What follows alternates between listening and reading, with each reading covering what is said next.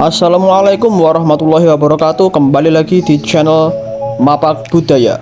Kalau kita biasanya membahas itu kan seperti candi ataupun arca kuno seperti ini. Tapi kali ini kita akan membahas sesuatu yang berbeda, yaitu adalah ya betul, prasasti. Mungkin bagi sebagian kawan-kawan ini sudah tahu ya, kalau prasasti itu adalah sebuah tulisan atau aksara yang ditulis di atas sebuah lempengan batu maupun di batu utuh seperti ini. Atau kalau kita definisikan secara sederhana, prasasti adalah sebuah informasi dari masa lampau, khususnya dari era kerajaan Hindu-Buddha yang diukir di atas batu. Akan tetapi banyak sekali jenis prasasti kawan-kawan ya. Ada yang diukir di atas batu seperti sebuah tugu maupun diukir di atas sebuah batu sungai yang masih utuh ya, seperti contohnya itu adalah prasasti Citarum. Namun ada pula yang ditulis di sebuah lembaran logam, bisa saja dia berupa perunggu maupun emas. Kalau yang perunggu itu salah satu contohnya adalah prasasti Kwa yang ada di kota Kediri. Dan kali ini kita akan eksplor sebuah prasasti yang disebut sebagai prasasti terhijau di kota Kediri, tepatnya ada di Posarang ya, di Kabupaten Kediri. Biasanya di daerah Posarang ini terkenal dengan Gua Marianya. Namun ternyata di pedalaman desa Posarang ini ada menyimpan sebuah prasasti yang sangat unik dan sangat langka, yang dimana dalam prasasti itu menceritakan tentang seorang pejabat kerajaan yang mencontohkan penanaman pohon di daerah tersebut. Dan kali ini kawan-kawan pemirsa akan kita ajak untuk full explore, mulai dari perjalanan hingga kita sampai ke prasastinya. Oke, cus, kita let's go ke lokasi.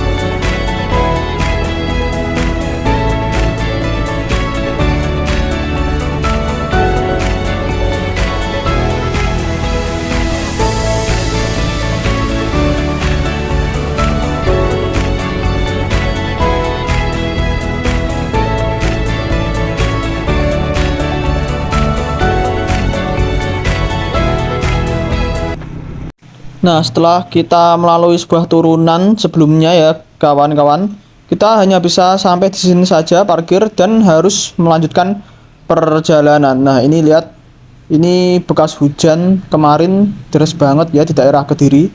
Dan bisa kita lihat benar-benar kita harus explore, kita harus basah-basah, kita harus becek-becek seperti ini. Nah, ini sampai jalanan utama sawah ini sampai jadi sungai kawan. Tadi saya lihat tadi ada kayak ikan-ikan kecil lewat gitu loh. Nah, ini sampai kayak jadi sungai tuh dia. Di depan tuh mengalir itu. Nah, ini nggak diam ini. Ini mengalir dan kita harus melalui jalan setapak ini karena hanya ada jalan ini yang kita temukan di maps tadi ya.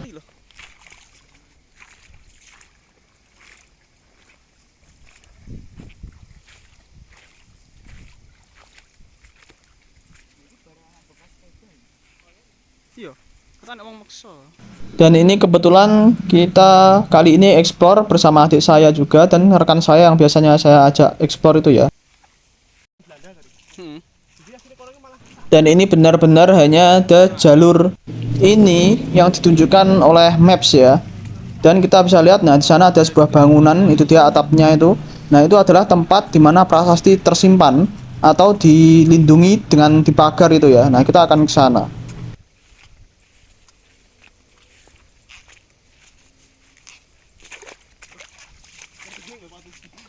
Apa? Lah. Enggak tenang. Pacet ya gini sawah ngono kae ya pacet yan. Pacet iki ngene godhong-godhong ngene darat. Tapi lek dilintas Dan akhirnya kita menemukan jalan yang agak mendingan setelah dari sini ya. Kita bisa naik ke samping-samping kebun yang sini yang bisa untuk kita naiki.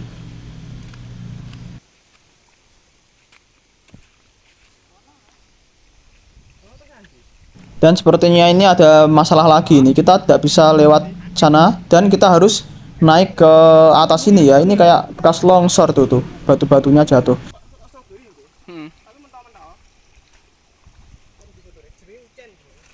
Nah, dan kita harus menaiki tanjakan ini ya, yang seperti jalan menanjak ini. Dan kita tadi dari bawah sana Munggah rowe dan berhasil sampai ke atas sini. Dan sekarang kita akan menuju ke tempat prasastinya. Nah, itu dia rumah kecil itulah tempat prasasti Lucem. Namanya prasasti Lucem atau prasasti Posarang kalau sekarang itu ya. iya jane. Jadi Lucem itu sebenarnya bukan nama prasastinya, kan, tetapi Desa Posarang pada zaman dulu itu sepertinya namanya itu ya Desa Lucem, bukan Desa Posarang gitu. Karena kalau dusunnya yang di era sekarang ini namanya itu dusun titik ya. Oke. Nah, ini dia pelang tulisannya dan itu. Kita tidak bisa masuk ke dalam karena ini digembok dari luar ternyata. Nah, itu dia bisa kita perhatikan. Aksaranya sangat indah sekali dan gaya penulisannya itu masuk ke dalam jenis aksara kawi kuadrat kalau orang-orang sejarawan sekarang ya nyebutnya. Itu tidak dengan cara diukir seperti biasanya, akan tetapi dia diukir timbul gitu loh. Dan sebenarnya isi prasasti ini tuh cukup pendek ya kawan-kawan ya. Jadi isinya itu tentang seorang pejabat yang seperti saya katakan tadi, di sini tuh menanam dua pohon utama yang pada zaman itu dianggap sebagai pohon utama ya, yaitu adalah pohon bodi dan juga pohon beringin. Dan itu menurut saya itu memang sebuah contoh penghijauan dari leluhur kita itu sudah ada ternyata di zaman dahulu.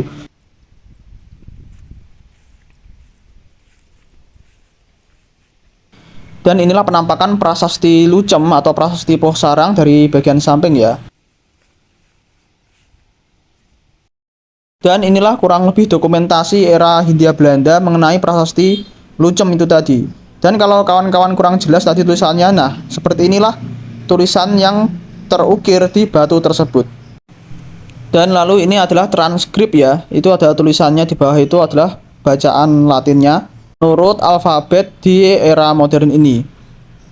Dan ini setelah direkonstruksi oleh pakar epigrafi dari UGM yang kebetulan saya juga mengikuti conference online-nya beberapa waktu lalu. Nah, seperti ini bisa kawan-kawan baca ya ini.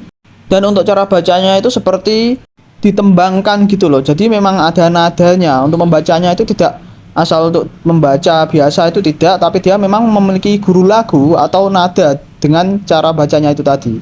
Ini memang sangat unik sekali, seperti kakawin itu loh. Kalau kita tahu lontar Bali, nah kawan-kawan bisa search itu ya, cara membaca lontar Bali seperti apa. Nah, kurang lebih cara membaca prasasti ini juga seperti itu. Dan ini akan coba saya bacakan sedikit ya. Tewek ning henu bineneraken damel Samgat Lucem. Samgat Lucem ini adalah pejabat Lucem itu tadi ya.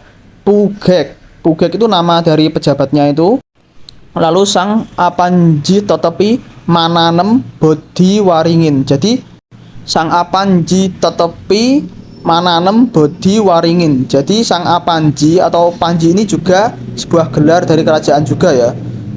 Tetepi mananem itu menanam, bodi itu pohon bodi, dan waringin atau beringin. Kalau bahasa Indonesianya itu adalah pohon beringin. Jadi itulah alasan kenapa prasasti ini disebut sebagai prasasti terhijau. Itu versi saya sebenarnya itu, karena di sini tuh fungsinya itu adalah menginformasikan tentang seorang pejabat yang menanam pohon bodi dan waringin di Desa Lucem pada saat itu. Kurang lebih seperti itu. Baik, mungkin itu yang bisa saya sampaikan. Apabila ada kurang lebihnya mohon maaf. Terima kasih dan jangan lupa untuk selalu like, komen, dan juga subscribe.